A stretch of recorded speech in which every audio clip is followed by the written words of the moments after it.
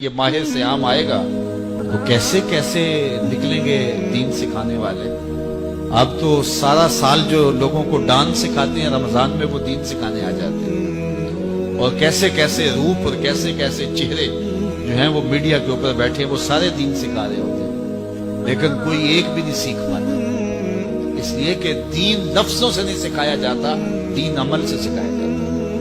میرے اور آپ کے آقا و مولا کی ظاہری زندگی اس دنیا کے اوپر جو حضور گزار کے گئے ہیں کتنی ہے؟ 63 سال۔ 40 سال تک حضور نے اعلان نبوت ہی نہیں کیا۔ یار کسی کی ذمہ داری ہے پوری دنیا کے اوپر اسلام غالب کرنا، حضور کا یہی کام تھا نا، پوری دنیا کے اوپر اسلام کو غالب کرنے کے لیے آئے تھے، اور تیزی کے ساتھ وقت گزر رہا ہے۔ 40 سال گزر گئے، ابھی تک دعوت دین ہی نہیں دی، اعلان ہی نہیں کیا۔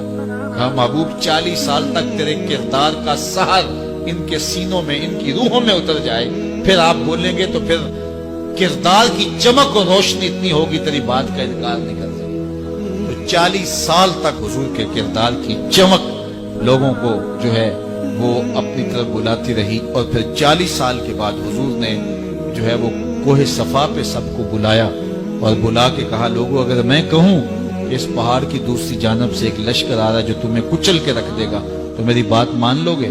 انہوں نے کہا نظر نہ بھی آیا تو کہیں گے ہم اندھے ہیں تم سچے ہو۔ تو کہا میری سچائی پہ اتنا یقین ہے تو پھر مان لو اللہ ہی۔ تو یہ کردار تھا جس نے لوگوں کو ماننے پہ مجبور کیا۔ حضور آگے بڑھے تو کچھ لوگوں کو دیکھا کہ ان کی زبانیں لوہے کی کینچیوں سے کاٹی جا رہی اور ان کے جبڑے بھی کاٹے جا رہے ہیں، پھر صحیح ہو جاتے ہیں پھر کاٹے جا رہے ہیں۔ جبریل امین سے حضور نے پوچھا یہ کون لوگ؟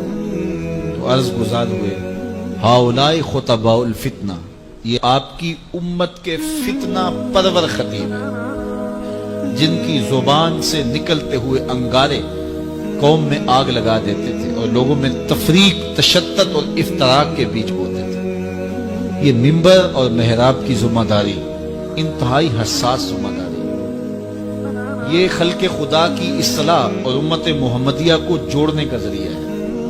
اس سے لوگوں کو بدی سے نکال کر کے نیکی کا راستہ دکھایا جاتا ہے، لیکن اس حساس منصب کو جو نہیں سمجھتے اور اس کو اپنی خواہشات نفس کے مطابق جو منبر و محراب کو استعمال کرتے ہیں، ان کے لیے اتنی سخت وعید کی گئی کہ قیامت کے دن ان کی زبانیں لوہے کی کینچیوں سے کاٹی جائیں گی، ان کے جبڑے کاٹے جائیں گے، پھر صحیح ہوں گے، پھر کاٹے جائیں گے، یہ مسلسل ان کو عذاب دیا جائے گا۔ تو حضور نے پوچھا کہ کون ہیں؟ تو کہا یہ آپ کی امت کے فتنہ پرور خطیب ہیں۔ اللہ اکبر، جو کہتے تھے ان کا اپنا عمل اس پہ نہیں تھا، تو اپنا عمل جب خود ہم اس پہ نہیں رکھیں گے تو وہ اثر انداز نہیں۔ بعض لوگ ہمارے پاس آتے ہیں جناب یہ بچہ ہے اس کے لیے دعا کر دیجئے، یہ نماز پڑھے۔ چلو میں نہیں پڑھتا، ہم نہیں پڑھتے، یہ تو پڑھیں۔ تو میں کہتا ہوں یہ کیسے پڑھیں؟ آپ خود پڑھیں، گھر میں مصلی بچھائیں تو خود بخود اولاد کو ترقی ہو۔ ہاں زندوں سے مردہ، مردوں سے زندہ، ایسی مثالیں بھی ہیں۔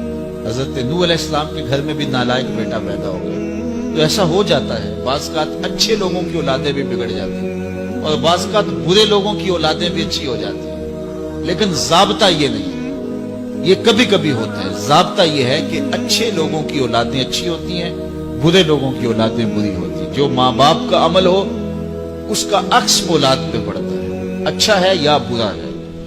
اس لیے ماں باپ کو عملاً اپنے رویے خوبصورت بنانا چاہیے تاکہ وہ منعکس ہوں اولاد میں۔ تو اسی طرح ہمارے خطباء جو منبر و محراب کے وارث ہیں، انہیں زیادہ اس بات پہ توجہ دینے کی بجائے کہ میں گفتگو کو مرتب کروں، دلائل سے مزین کروں، کس موقع پہ شعر پڑھنا ہے، کس موقع پہ نہیں پڑھنا ہے، کہاں آواز کو اونچے لے جانا ہے، کہاں آواز کو مدھم رکھنا ہے، کہاں نعرہ لگوانا ہے، کہاں نہیں لگوانا، کہاں ہاتھ کھڑے کروانے، کہاں نہیں کھڑے کروانے، اس بات کو چھوڑے، ساری توجہ وہ اپنے کردار پہ دے۔ پھر کردار کے اندر سے پھوٹ کر جو گفتگو نکلے گی وہ ٹوٹے لفظ بھی ہوں گے، دلوں کو جوڑ دیں گے۔ اشہد بلال عند اللہ اشہد، بلال کا اشہد ہی وہ دھوم مچا دیتا ہے کہ لوگوں کا اشہد بھی وہ دھوم نہیں مچاتا جو بلال کا اشہد دھوم مچاتا ہے۔ اس لیے ہمیں زیادہ توجہ اپنے کردار کی طرف دینی چاہیے۔ ایک اقبال نے کہا تھا واعظ قوم کی وہ پختہ خیالی نہ رہی، برق طبعی نہ رہی، شعلہ مکالی نہ رہی، رہ گئی رسم آذاں روح بلالی نہ رہی، فلسفہ رہ گیا تلقین غزالی نہ رہی، مسجد مرثیہ خواہیں کہ نمازی نہ رہے، یعنی صاحب اوصاف وہ حجازی